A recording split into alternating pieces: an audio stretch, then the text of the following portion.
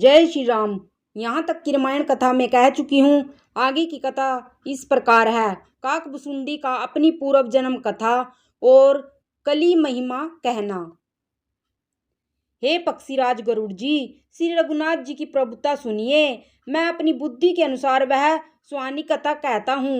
हे प्रभो, मुझे जिस प्रकार मोह हुआ वह सब कथा भी आपको सुनाता हूँ। हे तात, आप श्री राम जी के कृपा पात्र हैं। श्री हरि के गुणों में आपकी प्रीति है, इसलिए आप मुझे सुख देने वाले हैं। इसी से मैं आपसे कुछ भी नहीं छिपाता और अत्यंत रहस्य की बातें आपको गाकर सुनाता हूँ।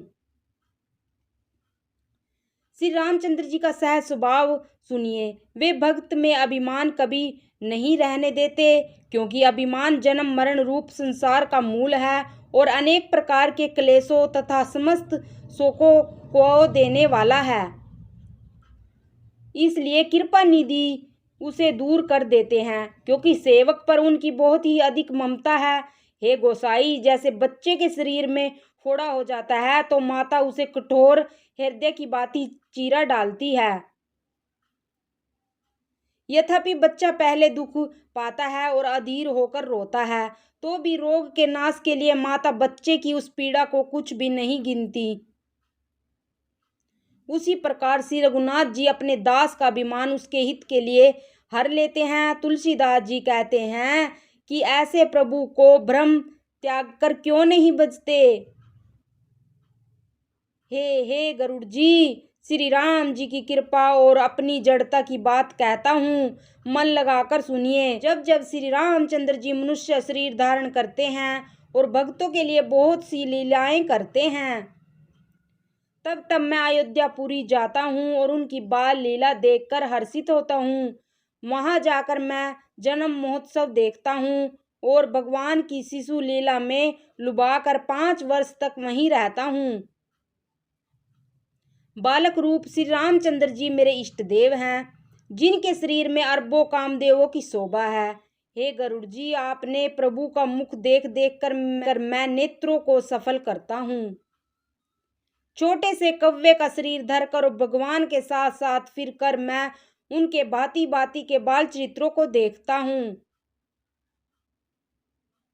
लड़कपन में वे जहां जहां फिरते हैं वहां वहां मैं साथ साथ उड़ता हूँ और आंगन में उनकी जो जूठन पड़ती है वही उठाकर खाता हूँ। एक बार श्री रघुवीर ने सब चरित्र बहुत अधिकता से किए। प्रभु की उस लीला का स्मरण करते ही काकभुसुंडी जी का शरीर पुलकित हो गया। भुसुंडी जी कहने लगे, हे पक्षीराज सुनिए, श्री राम जी का चरित्र सेवकों को सुख देने वाला है। अयोध्या का राजमहल सब प्रकार से सुंदर है। सोने के महल में नाना प्रकार के रत्न जड़े हुए हैं।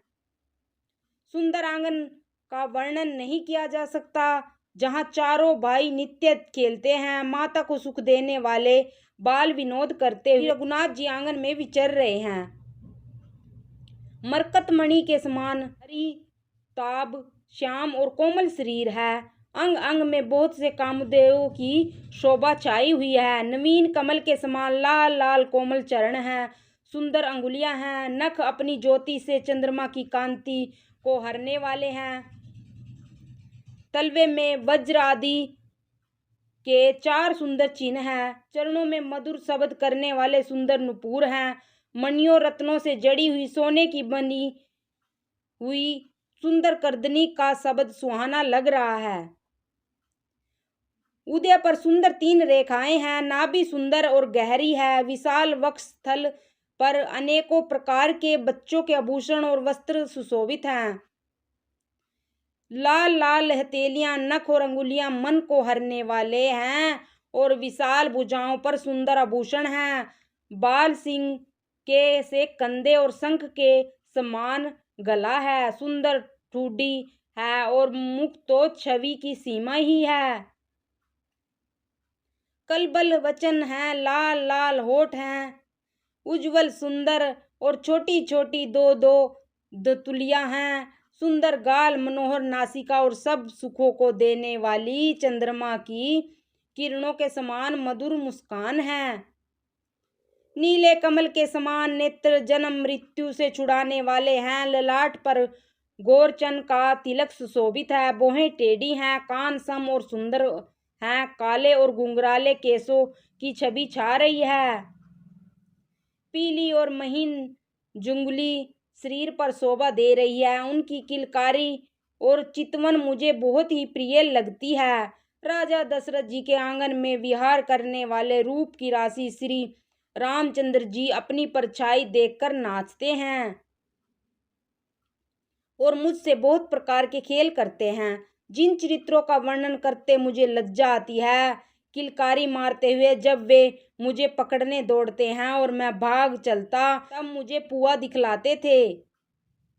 मेरे निकट आने पर प्रभु हंसते हैं और भाग जाने पर रोते हैं, और मैं उनका चरण स्पर्श करने के लिए पास जाता हूँ, तब वे पीछे फिर कर मेरी ओर देखते हुए भाग जाते हैं। साधारण बच्चों जैसी लीला देखकर मुझे मोह हुआ कि सच्चिदानंद घन प्रभु यह कौन चित्र कर रहे हैं। हे पक्षीराज, मन में इतनी लाते ही श्री रघुनाथ जी के द्वारा प्रेरित माया मुझ पर छा गई, परंतु वह माया न तो मुझे दुख देने वाली हुई और न दूसरे जीवों की भांति संसार में डालने वाली हुई। हे नाथ, यहाँ कुछ दूसरा ही कारण है। हे भगवान के वाहन गरुड़ जी, उसे सावधान होकर सुनिए। एक सीतापति श्री राम जी की अखंड मानव स्वरूप हैं और जड़ चेतन सभी जीव माया के बस हैं। यदि जीवों का एक रस ज्ञान रहे तो कहिए फिर ईश्वर और जीवों में भेद ही कैसा। अभिमान जीव माया के वश है और वह तीनों गुणों की खान माया ईश्वर के वश में है। जीव परतंत्र है, भगवान स्वतंत्र है। जीव अनेक हैं, श्रीपति भगवान एक हैं। यद्यपि माया का किया हुआ यह भेद असत है, तथापि वह भगवान के भजन बिना करोड़ों उपाय करने पर भी नहीं जा सकता। श्री रामचंद्र जी के भजन बिना जो मोक्ष पद चाहता है, वह मनुष्य ज्ञानवान होने पर भी बिना पूंछ और सींग का पशु है।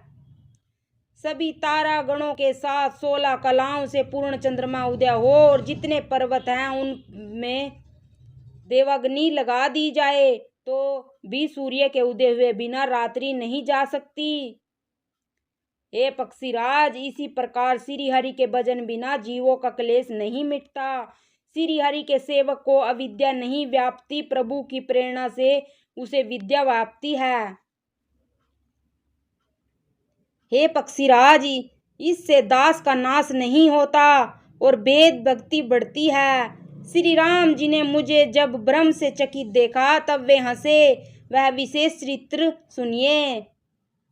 उस खेल का मर्म किसी ने नहीं जाना, न छोटे भाइयों ने और न माता पिता ने ही। वे श्याम शरीर और लाल लाल हथेली और चरण तल वाले बाल रूप श्री राम जी घुटने और हाथों के बल मुझे पकड़ने को दौड़े।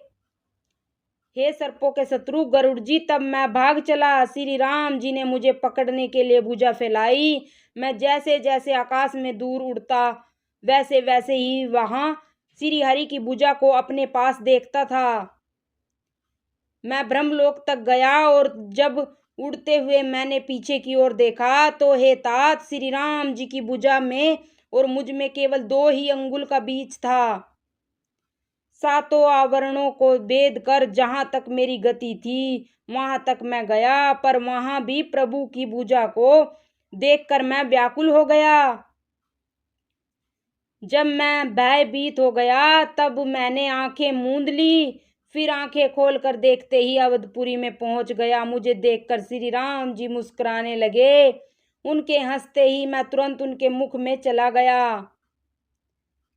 हे पक्षीराज सुनिए, मैंने उनके पेट में बहुत से ब्रह्मांडों समूह देखे। वहाँ अनेकों विचित्र लोक थे जिनकी रचना एक से एक बढ़कर थी। करोड़ों ब्रह्मा जी और शिव जी, अनगिनत तारागण, सूर्य और चंद्रमा, अनगिनत लोकपाल, यम और काल, अनगिनत विशाल पर्वत और भूमि, असंख्य समुद्र, नदी, तालाब और वन तथा और भी नाना प्रकार की सृष्टि का विस्तार देखा। देवता, मुनि, सिद्ध, नाग, मनुष्य, किन्नर तथा चारों प्रकार के जड़ चेतन जीव देखे। जो कभी ना देखा था, ना सुना था और जो मन में भी नहीं समा सकता था, अर्थात जिसकी कल्पना भी नहीं की जा सकती थी, वही सब अद्भुत सृष्टि मैंने देखी। तब उसका किस प्रकार वर्णन किया जाए। मैं एक एक ब्रह्मांड में 100 वर्ष तक रहता। इस प्रकार मैं अनेकों ब्रह्मांड देखता फिरा। प्रत्येक लोक में भिन्न भिन्न ब्रह्मा, भिन्न भिन्न विष्णु, शिव, मनु, दिक्पाल, मनुष्य, गंधर्व, भूत, वेताल, किन्नर, राक्षस, पशु, पक्षी, सर्प तथा नाना जाति के देवता एवं दैत्यगण थे। सभी जीव वहां दूसरे ही प्रकार के थे। अनेक पृथ्वी, नदी, समुद्र, तालाब, पर्वत और सब सृष्टि वहां दूसरी प्रकार की थी। प्रत्येक ब्रह्मांडों में मैंने अपना रूप देखा और अनेक अनुपम वस्तुएं देखी। प्रत्येक भुवन में न्यारी ही अवधपुरी, बिन ही सरयू जी और बिन प्रकार के ही नर नारी थे। हे तात सुनिए, दशरथ जी, कौशल्या जी और भरत आदि भाई भी भिन्न भिन्न रूपों के थे। मैं प्रत्येक ब्रह्मांड में राम अवतार और उसकी अपार बाल लीलाएं देखता फिरता। हे हरिवाहन, मैंने सभी कुछ भिन्न भिन्न और अत्यंत विचित्र देखा। मैं अनगिनत ब्रह्मांडों में फिरा, पर प्रभु श्री रामचंद्र जी को मैंने दूसरी तरह का नहीं देखा। सर्वत्र वही शिशुपन, वही शोभा और वही कृपालु श्री रघुवीर। इस प्रकार मोह रूपी पवन की प्रेरणा से मैं भुवन भुवन में देखता फिरता था। अनेक ब्रह्मांडों में भटकते मुझे मानो 100 कल्प बीत गए। फिरता फिरता मैं अपने आश्रम में आया और कुछ काल वहां रहकर बिताया। फिर जब अपने प्रभु का अवधपुरी में जन्म सुन पाया, तब प्रेम से परिपूर्ण होकर मैं हर्षपूर्वक उठ दौड़ा। जाकर मैंने जन्म महोत्सव देखा, जिस प्रकार मैं पहले वर्णन कर चुका हूँ। श्री रामचंद्र जी के पेट में मैंने बहुत से जगत देखे, जो देखते ही बनते थे, वर्णन नहीं किए जा सकते। वहां फिर मैंने सुजान माया के स्वामी कृपालु भगवान श्री राम जी को देखा। मैं बार बार विचार करता था, मेरी बुद्धि मोह रूपी कीचड़ से व्याप्त थी। यह सब मैंने 2 ही घड़ी में देखा। मन में विशेष मोह होने से मैं थक गया। मुझे व्याकुल देखकर तब कृपालु श्री रघुवीर हंस दिए। हे धीर बुद्धि गरुड़ जी, सुनिए। उनके हंसते ही मैं मुख से बाहर आ गया। श्री रामचंद्र जी मेरे साथ फिर वही लड़कपन करने लगे। मैं करोड़ों प्रकार से मन को समझाता था, पर वह शांति नहीं पाता था। यह चरित्र देखकर और पेट के अंदर उस प्रभुता का स्मरण कर मैं शरीर को शुद्ध भूल गया और हे हार्थ जनों के रक्षक, रक्षा कीजिए, रक्षा कीजिए पुकारता हुआ पृथ्वी पर गिर पड़ा। मुख से बात नहीं निकलती थी। तदनंतर प्रभु ने मुझे प्रेम विह्वल देखकर अपनी माया की प्रभुता को रोक लिया। प्रभु ने अपना कर कमल मेरे सिर पर रखा। दीन दयालु ने मेरा संपूर्ण दुख हर लिया। सेवकों को सुख देने वाले कृपा के समूह श्री राम जी ने मुझे मोह से सर्वथा रहित कर दिया। उनके पहले वाली प्रभुता का विचार कर मेरे मन में बड़ा भारी हर्ष हुआ। प्रभु की भक्त वत्सलता देखकर मेरे हृदय में बहुत ही प्रेम उत्पन्न हुआ। फिर मैंने नेत्रों में जल भरकर पुलकित होकर हाथ जोड़कर बहुत प्रकार से विनती की। मेरी प्रेम युक्त वाणी सुनकर अपने दास को दीन देखकर रमा निवास श्री राम जी सुखदायक गंभीर और कोमल वचन बोले। हे काकभुसुंडी, तू मुझे अत्यंत प्रसन्न जानकर वर मांग। अणिमा आदि 8 सिद्धियां, दूसरी सिद्धियां तथा संपूर्ण सुखों की खान, मोक्ष, ज्ञान, विवेक, वैराग्य, विज्ञान और वे अनेकों गुण के जो जगत में मुनियों के लिए भी दुर्लभ हैं, ये सब मैं आज तुझे दूंगा। इसमें संदेह नहीं। जो तेरे मन भावे सो मांग ले। प्रभु के वचन सुनकर मैं बहुत ही प्रेम से भर गया। तब मन में अनुमान करने लगा कि प्रभु ने सब सुखों को देने की बात कही, यह तो सत्य है, पर अपनी भक्ति देने की बात नहीं कही। भक्ति से रहित सब गुण और सब सुख वैसे ही हैं जैसे नमक के बिना बहुत प्रकार के भोजन के पदार्थ भजन से रहित सुख किस काम के हैं। हे पक्षीराज, ऐसा विचार कर मैं बोला, हे प्रभु, यदि आप प्रसन्न होकर मुझे वर देते हैं और मुझ पर कृपा और स्नेह करते हैं तो हे स्वामी, मैं अपना मन भाया वर मांगता हूँ। आप उदार हैं और हृदय के भीतर की जानने वाले हैं। आपकी जिस अविरल एवं विशुद्ध भक्ति को श्रुति और पुराण गाते हैं, जिसे योगेश्वर मुनि खोजते हैं, और प्रभु की कृपा से कोई विरला ही जिसे पाता है। हे भक्तों के कल्प वृक्ष, हे शरणागत के हितकारी, हे कृपा सागर, हे सुखदान श्री राम जी, दया करके मुझे अपनी वही भक्ति दीजिए। एवं अस्तु कहकर रघुवंश के स्वामी परम सुख देने वाले वचन बोले, हे काक सुन, तू स्वभाव से ही बुद्धिमान है, ऐसा वरदान कैसे ना मांगता। तूने सब सुखों की खान भक्ति मांग ली। जगत में तेरे समान बड़भागी कोई नहीं है। वे मुनि जो जप और योग की अग्नि से शरीर जलाते रहते हैं, करोड़ों यत्न करके भी जिसको नहीं पाते, वही भक्ति तूने मांगी। तेरी चतुरता देखकर मैं रिझ गया। यह चतुरता मुझे बहुत ही अच्छी लगी। हे पक्षी सुन, मेरी कृपा से अब समस्त शुभ गुण तेरे हृदय में बसेंगे। भक्ति, ज्ञान, विज्ञान, वैराग्य, योग, मेरी लीलाएं और उनके रहस्य तथा विभाग, इन सब के वेद को तू मेरी कृपा से ही जान जाएगा। तुझे साधन का कष्ट नहीं होगा। माया से उत्पन्न सब भ्रम अब तुझको नहीं व्यापेंगे। मुझे अनादि अजन्मा गुण और गुणों की खान ब्रह्म जानना। हे काक सुन, मुझे भक्त निरंतर प्रिय हैं, ऐसा विचार कर शरीर, वचन और मन से मेरे चरणों में अटल प्रेम करना। अब मेरी सत्य सुगम वेद आदि के द्वारा वर्णित परम निर्मल वाणी सुन। मैं तुझको यह निज सिद्धांत सुनाता हूँ। सुनकर मन में धारण कर और सब तज कर मेरा भजन कर। यह सारा संसार मेरी माया से उत्पन्न है। अनेकों प्रकार के चराचर जीव हैं, वे सभी मुझे प्रिय हैं, क्योंकि सभी मेरे उत्पन्न किए हुए हैं। मनुष्य मुझको सबसे अधिक अच्छे लगते हैं। उन मनुष्यों में द्विजों में भी वेदों को धारण करने वाले, उनमें भी वेदोक्त धर्म पर चलने वाले, उनमें भी विरक्त मुझे प्रिय हैं। वैराग्यवानों में फिर ज्ञानी, और ज्ञानियों से भी अत्यंत प्रिय विज्ञानी हैं।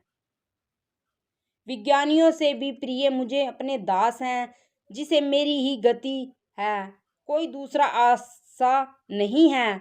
मैं तुझसे बार बार सत्य कहता हूँ कि मुझे अपने सेवक के समान प्रिय कोई भी नहीं है। भक्तिहीन ब्रह्मा ही क्यों ना हो, वह मुझे सब जीवों के समान ही प्रिय है, परंतु भक्तिमान अत्यंत नीच भी प्राणी मुझे प्राणों के समान प्रिय है। यही मेरी घोषणा है। पवित्र, सुशील और सुंदर बुद्धि वाला सेवक बता किसको प्यारा नहीं लगता।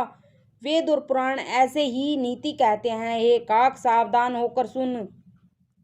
हे पिता के बहुत से पुत्र पृथक पृथक गुण, स्वभाव और आचरण वाले होते हैं। कोई पंडित होता है, कोई तपस्वी, कोई ज्ञानी, कोई धनी, कोई सूरवीर, कोई दानी, कोई स्वरज्ञ और कोई धर्मपरायण होता है। पिता का प्रेम इन सभी पर समान होता है, परंतु इनमें से यदि कोई मन, वचन और कर्म से पिता का ही भक्त होता है, वह स्वप्न में भी दूसरा धर्म नहीं जानता। वह पुत्र पिता को प्राणों के समान प्रिय होता है, यद्यपि वह सब प्रकार से अज्ञान ही हो। इस प्रकार त्रियक देव, मनुष्य और असुरों में समेत जितने भी चेतन और जड़ जीव हैं, उनसे भरा हुआ यह संपूर्ण विश्व मेरा ही पैदा किया हुआ है। सब पर मेरी बराबर दया है, परंतु इनमें से जो मद और माया छोड़कर मन, वचन और शरीर से मुझको बजता है, वह पुरुष हो, नपुंसक हो, स्त्री हो अथवा चर अचर कोई भी जीव हो, कपट छोड़कर जो भी स्वभाव से मुझे बजता है, वही मुझे परम प्रिय है। हे पक्षी, मैं तुझे सत्य कहता हूँ, पवित्र सेवक मुझे प्राणों के समान प्यारा है। ऐसा विचार कर सब आशा भरोसा छोड़कर मुझी को भजो। तुझे काल कभी नहीं व्यापेगा, निरंतर मेरा स्मरण और भजन करते रहना। प्रभु के वचन अमृत सुनकर मैं तृप्त नहीं होता था। मेरा शरीर पुलकित था, मन में मैं अत्यंत ही हर्षित हो रहा था। वह सुख मन और कान ही जानते हैं, जीभ से उनका बखान नहीं किया जा सकता। प्रभु की शोभा वह सुख नेत्र ही जानते हैं, पर वे कह कैसे सकते हैं। उनकी वाणी तो नहीं है नहीं। मुझे बहुत प्रकार से भली भांति समझकर और सुख देकर प्रभु फिर वही बालकों के खेल करने लगे। नेत्रों में जल भरकर और मुख को कुछ रूखा बनाकर उन्होंने माता की ओर देखा। बहुत भूख लगी है। यह देखकर माता तुरंत उठ दौड़ी और कोमल वचन कहकर उन्होंने श्री राम जी को छाती से लगा लिया। वे गोद में लेकर उन्हें दूध पिलाने लगी और श्री रघुनाथ जी की ललित लीलाएं गाने लगी। जिस सुख के लिए सुख देने वाले कल्याण रूप त्रिपुरारी शिव जी ने अशुभ वेश धारण किया, उस सुख में अवधपुरी के नर नारी निरंतर निमग्न रहते हैं। उस सुख का लवलेश मात्र जिन्होंने एक बार स्वप्न में भी प्राप्त कर लिया। हे पक्षीराज, वे सुंदर बुद्धि वाले सज्जन पुरुष उसके समान ब्रह्म सुख को भी कुछ नहीं गिनते। मैं और कुछ समय तक अवधपुरी में रहा और मैंने श्री राम जी की रसीली बाल लीलाएं देखी। श्री राम जी की कृपा से मैंने भक्ति का वरदान पाया। तदंतर प्रभु के चरणों की वंदना करके मैं अपने आश्रम पर लौट आया। इस प्रकार जब से श्री रघुनाथ जी ने मुझको अपनाया, तब से मुझे माया कभी नहीं व्यापी। श्री हरि की माया ने मुझे जैसे नचाया, वह सब गुप्त चरित्र मैंने कहा। हे पक्षीराज गरुड़, अब मैं आपसे अपना निजी अनुभव कहता हूँ। भगवान के भजन बिना क्लेश दूर नहीं होते। हे पक्षीराज सुनिए, श्री राम जी की कृपा बिना श्री राम जी की प्रभुता नहीं जानी जाती। प्रभुता जानने बिना उन पर विश्वास नहीं जमता और विश्वास के बिना प्रीति नहीं होती और प्रीति बिना भक्ति वैसे ही दृढ़ नहीं होती जैसे हे पक्षीराज जल की चिकनाई ठहरती नहीं। गुरु के बिना कहीं ज्ञान न हो सकता है अथवा वैराग्य के बिना कहीं ज्ञान हो सकता है। इसी तरह वेद और पुराण कहते हैं कि श्री हरि की भक्ति के बिना क्या सुख मिल सकता है। हे तात, स्वाभाविक संतोष के बिना क्या कोई शांति पा सकता है। करोड़ों उपाय करके पच मारिए, क्या कभी जल के बिना नाव चल सकती है। संतोष के बिना कामना का नाश नहीं होता और कामनाओं के रहते स्वप्न में भी सुख नहीं हो सकता। और श्री राम जी के भजन बिना कामनाएं कहीं मिट सकती हैं। बिना धरती के भी कहीं पेड़ उग सकता है। विज्ञान के बिना क्या संभाव आ सकता है। आकाश के बिना क्या कोई आकाश पा सकता है। श्रद्धा के बिना धर्म नहीं होता। क्या पृथ्वी तत्व के बिना कोई गंध पा सकता है। तप के बिना क्या तेज फैल सकता है और जल तत्व के बिना संसार में क्या रस हो सकता है। पंडित जनों की सेवा बिना क्या शील प्राप्त हो सकता है। हे गोसाई, जैसे बिना तेज के रूप नहीं मिलता, निज सुख के बिना क्या मन स्थिर हो सकता है। वायु तत्व के बिना क्या स्पर्श हो सकता है। क्या विश्वास के बिना कोई भी सिद्धि हो सकती है। इसी प्रकार श्री हरि के भजन बिना जन्म मृत्यु भय का नाश नहीं होता। ही विश्वास के भक्ति नहीं होती। भक्ति के बिना श्री राम जी पिघलते नहीं और श्री राम जी की कृपा के बिना जीव स्वप्न में भी शांति नहीं पाता।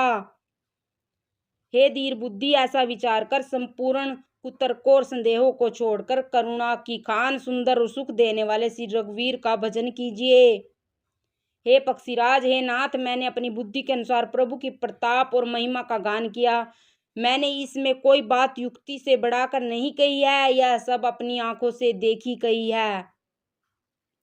श्री रघुनाथ जी की महिमा, नाम, रूप और गुणों की कथा सभी अपार एवं अनंत है तथा श्री रघुनाथ जी स्वयं भी अनंत हैं। मुनिगण अपनी अपनी बुद्धि के अनुसार श्री हरि के गुण गाते हैं। वेद शेष और शिव जी भी उनका पार नहीं पाते। आपसे लेकर मच्छर पर्यंत सभी छोटे बड़े जीव आकाश में उड़ते हैं, किंतु आकाशकंत कोई नहीं पाता। इसी प्रकार हे तात, श्री रघुनाथ जी की महिमा भी अथाह है, क्या कभी कोई उसकी था पा सकता है। श्री राम जी का अरबों कामदेवों के समान सुंदर शरीर है। वे अनंत कोटि दुर्गाओं के समान शत्रुनाशक हैं। अरबों इंद्रों के समान उनका विलास है। अरबों आकाशों के समान उनमें अनंत अवकाश है। अरबों पवन के समान उनमें महान बल है और अरबों सूर्यों के समान प्रकाश है। अरबों चंद्रमा के समान वे शीतल और संसार के समस्त भयों का नाश करने वाले हैं। अरबों कालों के समान वे अत्यंत दुस्तर, दुर्गम और दुरंत हैं। वे भगवान अरबों धूमकेतुओं के समान अत्यंत प्रबल हैं। अरबों पतालों के समान प्रभु अथाह हैं। अरबों यमराजों के समान भयानक हैं। अनंत कोटि तीर्थों के समान वे पवित्र करने वाले हैं। उनका नाम संपूर्ण पाप समूह का नाश करने वाला है। श्री रघुवीर करोड़ों हिमालयों के समान अचल और अरबों समुद्रों के समान गहरे हैं। भगवान अरबों कामधेनुओं के समान सब कामनाओं को देने वाले हैं। उनमें अनंत कोटि सरस्वतियों के समान चतुरता है। अरबों ब्रह्माओं के समान सृष्टि रचना की निपुणता है। वे करोड़ों विष्णुओं के समान पालन करने वाले और अरबों रुद्रों के समान संहार करने वाले हैं। वे अरबों कुबेरों के समान धनवान और करोड़ों मायाओं के समान सृष्टि के खजाने हैं। बोझ उठाने में वे अरबों शेषों के समान हैं। जगदीश्वर प्रभु श्री राम जी सीमा रहित और उपमा रहित है। श्री राम जी उपमा रहित, उनकी कोई दूसरी उपमा है ही नहीं। श्री राम के समान श्री राम ही है, ऐसा वेद कहते हैं। जैसे अरबों जुगनुओं के समान कहने से सूर्य प्रशंसा को नहीं वरन अत्यंत लघुता को ही प्राप्त होता है। सूर्य की निंदा ही होती है। इसी प्रकार अपनी अपनी बुद्धि के विकास के अनुसार मुनीश्वर श्री हरि का वर्णन करते हैं, किंतु प्रभु के भक्तों के भाव मात्र को ग्रहण करने वाले और अत्यंत कृपालु हैं।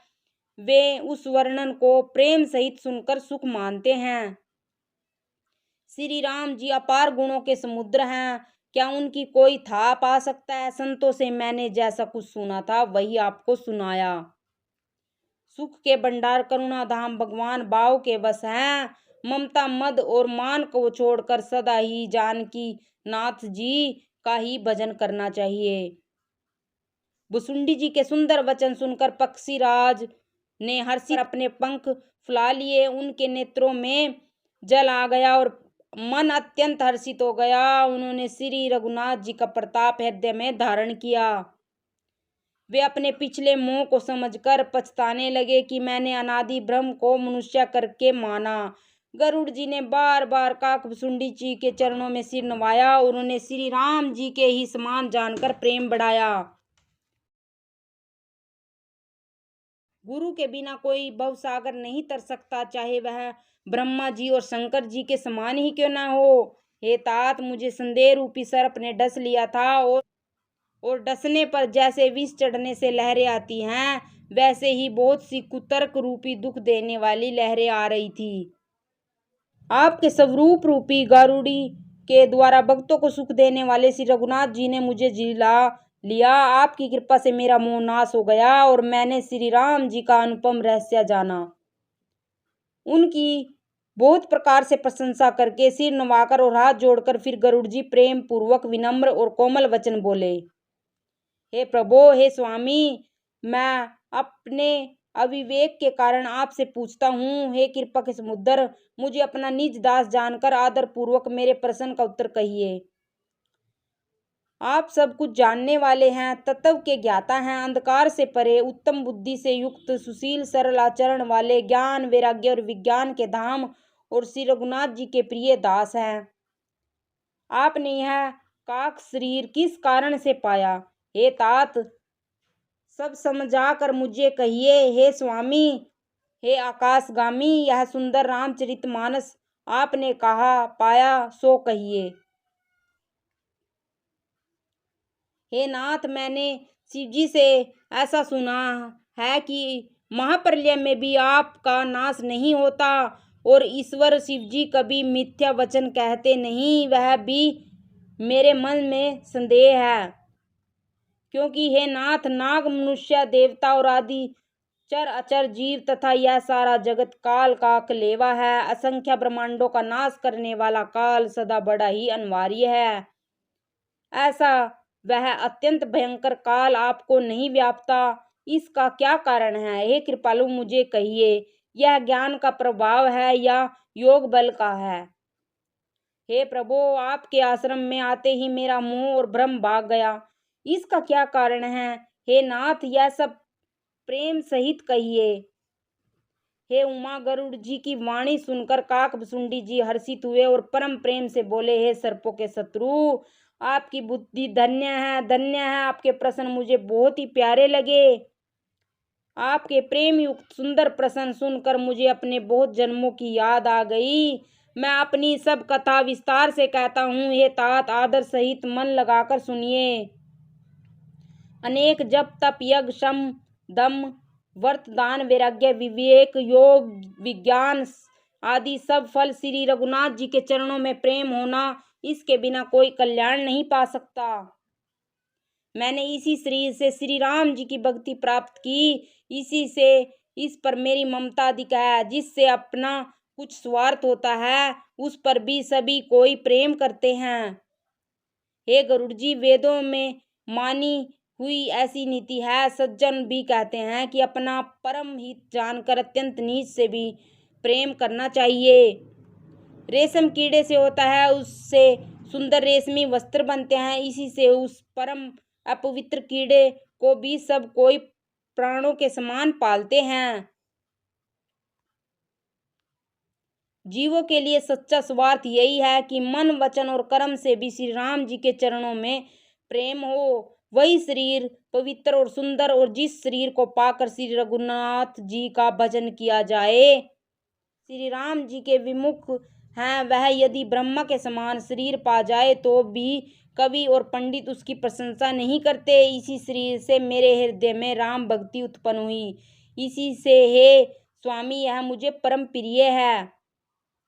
मेरा मरण अपनी इच्छा पर है, परंतु फिर भी मैं यह शरीर नहीं छोड़ता, क्योंकि वेदों ने वर्णन किया है कि शरीर के बिना भजन नहीं होता। पहले मोह ने मेरी बड़ी दुर्दशा की। श्री राम जी के विमुख होकर मैं कभी सुख से नहीं सोया।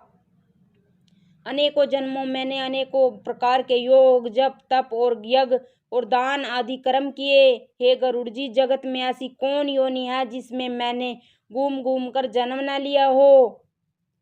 हे गोसाई, मैंने सब कर्म करके देख लिए, पर अब की तरह मैं कभी सुखी नहीं हुआ। हे नाथ, मुझे बहुत से जन्मों की याद है। श्री शिव जी की कृपा से मेरी बुद्धि को मोह ने नहीं घेरा। हे पक्षीराज, सुनिए, अब मैं अपने प्रथम जन्म के चरित्र कहता हूँ, जिन्हें सुनकर प्रभु के चरणों में प्रीति उत्पन्न होती है, जिससे सब क्लेश मिट जाते हैं। हे प्रभु, पूर्व के एक कल्प में पापों का मूल युग कलयुग था, जिसमें पुरुष और स्त्री सभी अधर्म परायण और वेद के विरोधी थे। उस कलयुग में मैं अयोध्यापुरी में जाकर शूद्र का शरीर पाकर जन्मा। मैं मन, वचन और कर्म से शिव जी का सेवक और दूसरे देवताओं की निंदा करने वाला अभिमानी था। मैं धन के मद से मतवाला, बहुत ही बकवादी और उग्र बुद्धि वाला था। मेरे हृदय में बड़ा भारी दंभ था। यद्यपि मैं श्री रघुनाथ जी की राजधानी में रहता था, तथापि मैंने उस समय उसकी महिमा कुछ भी नहीं जानी। अब मैंने अवध का प्रभाव जाना। वेद, शास्त्र और पुराणों ने ऐसा गाया है कि किसी भी जन्म में जो कोई भी अयोध्या में बस जाता है, वह अवश्य ही श्री राम जी के प्राण हो जाएगा। अवध का प्रभाव जीव तभी जानता है जब हाथ में धनुष धारण करने वाले श्री राम जी उसके हृदय में निवास करते हैं। हे गरुड़ जी, वह कली काल बड़ा कठिन था। उसमें सभी नर नारी पाप परायण थे। कलयुग के पापों ने सब धर्मों को ग्रस लिया। सदग्रंथ लुप्त हो गए। दंभियों ने अपनी बुद्धि से कल्पना कर करके बहुत से पंथ प्रकट कर दिए। सभी लोग मोह के वश हो गए। शुभ कर्मों को लोभ ने हड़प लिया। हे ज्ञान के भंडार, हे श्री हरि के वाहन सुनिए, अब मैं कली के कुछ धर्म कहता हूँ। कलयुग में न वर्ण धर्म रहता है, न चारों आश्रम रहते हैं। सब पुरुष स्त्री वेद के विरुद्ध में लगे रहते हैं। ब्राह्मण वेदों के बेचने वाले और राजा प्रजा को खा डालने वाले होते हैं। वेद की आज्ञा कोई नहीं मानता। जिसको जो अच्छा लग जाए वही मार्ग है। जो डिग मारता है वही पंडित है। जो मिथ्या आरंभ करता है और जो दंभ में रत है उसी को सब कोई संत कहते हैं। जो दूसरे का धन का हरण कर ले वही बुद्धिमान है। जो दंभ करता है वही बड़ा आचारी है। जो झूठ बोलता है और हंसी दिलागी करना जानता है, कलयुग में वही गुणवान कहा जाता है। जो आचारहीन और वेद मार्ग को छोड़े हुए है, कलयुग में वही ज्ञानी और वही वैराग्यवान है। जिसके बड़े बड़े नख और लंबी लंबी जटाएं हैं वही कलयुग में प्रसिद्ध तपस्वी है। जो अमंगल वेश और अमंगल आभूषण धारण करते हैं और बख्शा सब कुछ खा लेते हैं, वे ही योगी हैं, वे ही सिद्ध हैं और वे ही मनुष्य कलयुग में पूज्य हैं। जिनके आचरण दूसरों का अपकार करने वाले हैं उन्हीं का बड़ा गौरव होता है और वे ही सम्मान के योग्य होते हैं। जो मन वचन और कर्म से लबार हैं वे ही कलयुग में वक्ता माने जाते हैं। हे गोसाई, सभी मनुष्य स्त्रियों के विशेष वश में हैं। बाजीगर के बंदर की तरह नाचते हैं, ब्राह्मणों को शूद्र ज्ञानोपदेश करते हैं और गले में जनेऊ डालकर सित जान लेते हैं। सभी पुरुष काम और लोभ में तत्पर क्रोधी होते हैं। देवता ब्राह्मण वेद और संतों के विरोधी हैं। अभागिनी स्त्रियां गुणों के दाम सुंदर पति को छोड़कर पर पुरुष का सेवन करती हैं।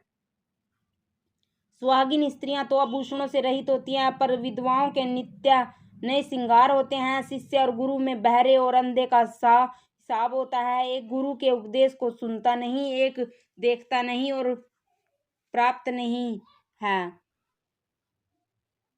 जो गुरु शिष्य का धन हरण करता है पर शोक नहीं हरण करता, वह घोर नरक में पड़ता है। माता पिता बालकों को बुलाकर वही धर्म सिखलाते हैं जिससे पेट भरे। स्त्री पुरुष ब्रह्म ज्ञान के सिवा दूसरे बात नहीं करते, पर वे लोभवश कौड़ियों के लिए ब्राह्मण और गुरु की हत्या कर डालते हैं।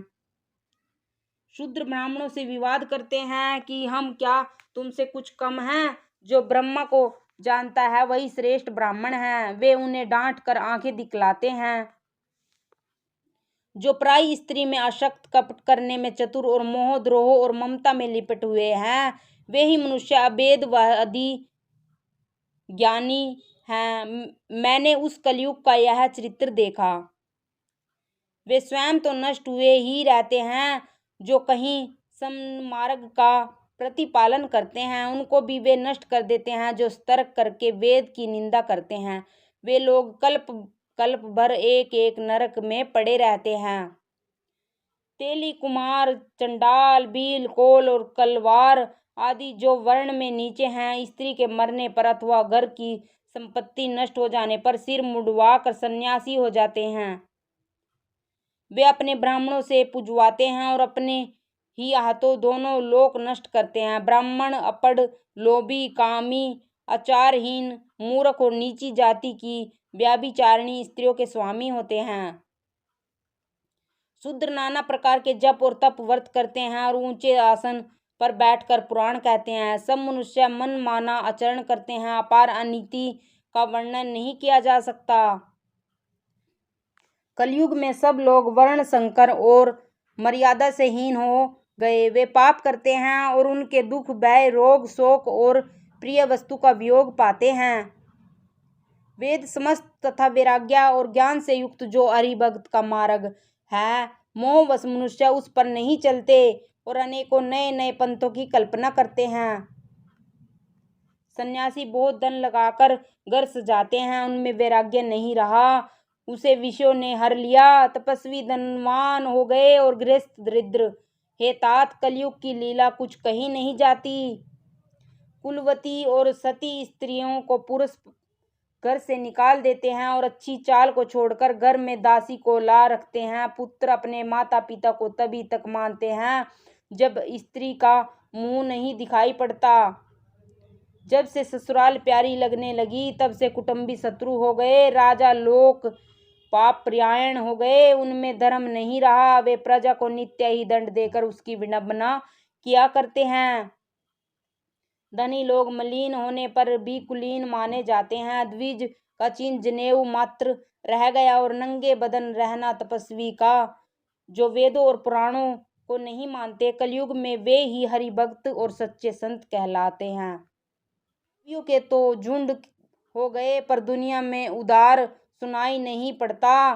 गुण में दोष लगाने वाले बहुत हैं पर गुणी कोई भी नहीं। कलयुग में बार बार अकाल पड़ते हैं, अन्न के बिना सब लोग दुखी होकर मरते हैं। हे पक्षीराज गरुड़ जी सुनिए, कलयुग में कपट, हठ, दंभ, द्वेष, पाखंड, मान, मोह और काम आदि और मद ब्रह्मांड भर में व्याप्त हो गए। मनुष्य जब तप, यज्ञ, व्रत और दान आदि धर्म तामसी भाव से करने लगे, देवता पृथ्वी पर जल नहीं बरसाते, बोया हुआ अन्न उगता नहीं। स्त्रियों के बाल ही भूषण हैं और उनको भूख बहुत लगती है।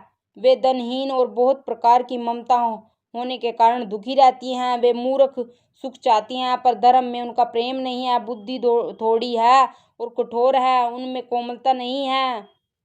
मनुष्य रोगों से पीड़ित हैं, भोग कहीं नहीं है, बिना ही कारण अभिमान और विरोध करते हैं। 10-5 वर्ष का थोड़ा सा जीवन है परंतु घमंड ऐसा है मानो कल्पांत होने पर भी उनका नाश नहीं होगा। कली काल ने मनुष्य को बेहाल कर डाला। कोई बहन बेटी का भी विचार नहीं करता, न संतोष, न विवेक है, न शीलता है। जाति कुजाति सभी लोग भीख मांगने वाले हो गए हैं। ईर्ष्या, कड़वे वचन और लालच भरपूर हो रहे हैं। समता चली गई, सब लोग वियोग और विशेष शोक से भरे पड़े हैं। वर्ण आश्रम धर्म के आचरण नष्ट हो गए।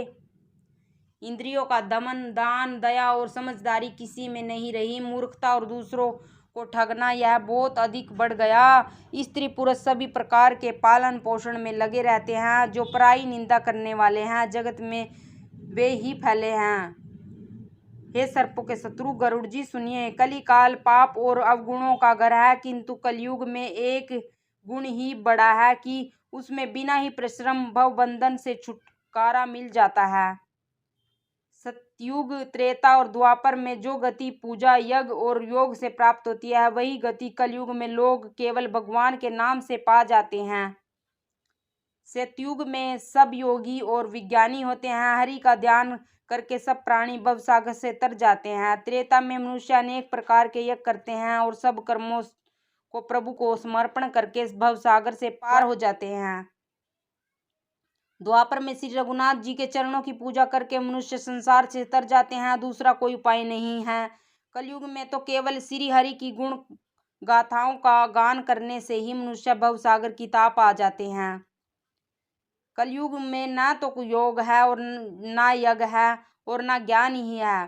श्री राम जी का गुणगान ही एकमात्र आधार है। अतएव सारे भरोसे त्याग कर जो श्री राम जी को भजता है और प्रेम सहित उनके गुण समूह को गाता है, वही भवसागर से तर जाता है।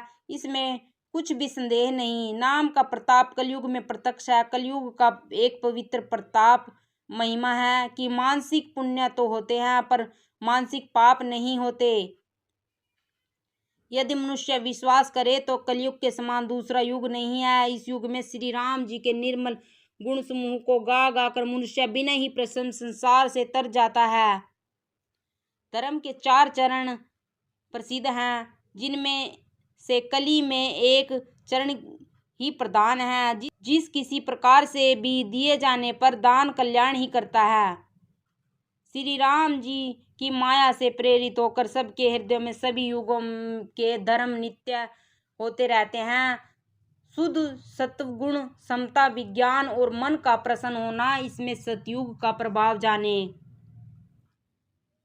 सत्वगुण अधिक हो, कुछ रोजगुण हो, कर्मों में प्रीति हो, सब प्रकार से सुख हो, यह त्रेता का धर्म है। रजोगुण बहुत हो, सत्वगुण बहुत ही थोड़ा हो, कुछ तमो गुण हो, मन में हर्ष और भय हो, यह द्वापर का धर्म है। तपोगुण बहुत हो, रजोगुण थोड़ा हो, चारों ओर वेर विरोध हो, यह कलयुग का प्रभाव है। पंडित लोग युगों के धर्म को मन में ज्ञान कर अधर्म छोड़कर धर्म में प्रीति करते हैं। जिसका श्री रघुनाथ जी के चरणों में अत्यंत प्रेम है, उसको काल धर्म नहीं व्यापते। हे पक्षीराज, नट का किया हुआ कपट चरित्र देखने वालों के लिए बड़ा विकट होता है, पर नट के सेवक को उसकी माया नहीं व्यापती। श्री हरि की माया के द्वारा रचे हुए दोष और गुण श्री हरि के भजन बिना नहीं जाते। मन में ऐसा विचार कर सब कामनाओं को छोड़कर श्री राम जी का भजन करना चाहिए। हे पक्षीराज, उस कली काल में मैं बहुत वर्षों तक अयोध्या में रहा। एक बार महाअकाल पड़ा, तब मैं विपत्ति का मारा विदेश चला गया। हे सर्पों के शत्रु गरुड़ जी, सुनिए, मैं दीन मलिन दरिद्र और दुखी होकर उज्जैन गया। कुछ काल बीतने पर कुछ संपत्ति पाकर फिर मैं वही भगवान शंकर की आराधना करने लगा। एक ब्राह्मण वेद विधि से सदा शिव जी की पूजा करते हैं। उन्हें दूसरा कोई काम न था। वे परम साधु और परमार्थ के ज्ञाता थे। वे शंभु के उपासक थे, पर श्री हरि की निंदा करने वाले न थे। मैं कपट पूर्वक उनकी सेवा करता। ब्राह्मण बड़े ही दयालु और नीति के घर थे। हे स्वामी, बाहर से नम्र देखकर ब्राह्मण मुझे पुत्र की बात मानकर पढ़ाते थे। उन ब्राह्मण श्रेष्ठ ने मुझको शिव जी का मंत्र दिया और अनेक प्रकार के शुभ उपदेश दिए। मैं शिव जी के मंदिर में जाकर मंत्र जपता। मेरे हृदय में दंभ और अहंकार बढ़ गया। दुष्ट, नीच जाति और पापमयी मलिन बुद्धि वाला मोहवश श्री हरि के भक्तों और द्विजों को देखते ही जल उठता और विष्णु भगवान से द्रोह करता था। जय श्री राम।